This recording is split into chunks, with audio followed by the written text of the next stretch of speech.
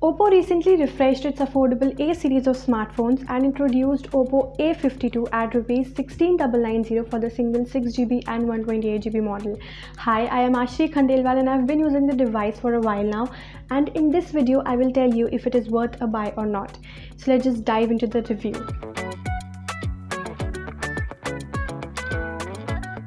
So let's start by talking about the display and design first. So Oppo A52 has an ergonomic body and a well-built design. Even though it packs a 5000 mAh battery unit, it does not feel heavy or difficult to operate with one hand. We've reviewed a bunch of other devices that also pack 5000 or above battery capacity, and they usually end up weighing a lot, but then Oppo has ensured that A52 is ultra thin and it remains light in weight. While as for the display, you get a 6.5-inch Full HD Plus Neo display, and we were quite impressed with its light under both sunlight and indoor lighting conditions, and is quite satisfactory while watching videos or playing games. Performance-wise, Oppo A52 couldn't live up to the expectations. It comes with Qualcomm Snapdragon 665 processor and 6GB of RAM. In our experience, it sometimes couldn't run multiple apps together, and we also felt the phone getting warm quickly when using for long hours, even the basic social media apps like Snapchat, Instagram or WhatsApp. So overall, the performance was not quite satisfactory.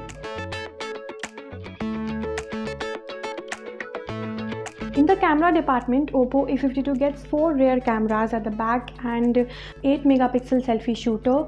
So when we took some pictures with its back camera, we found the pictures were pleasantly fine. Here, take a look at some of its camera samples. The pictures were less distorted and they were clarity and color accuracy.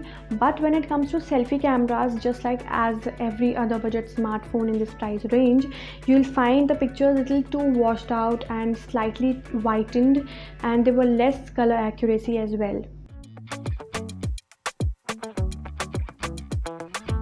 Last but not the least, the battery department. While Oppo A52 packs 5000 mAh battery unit and 18-watt fast charging support, in our experience it couldn't last for more than half a day because we used it extensively.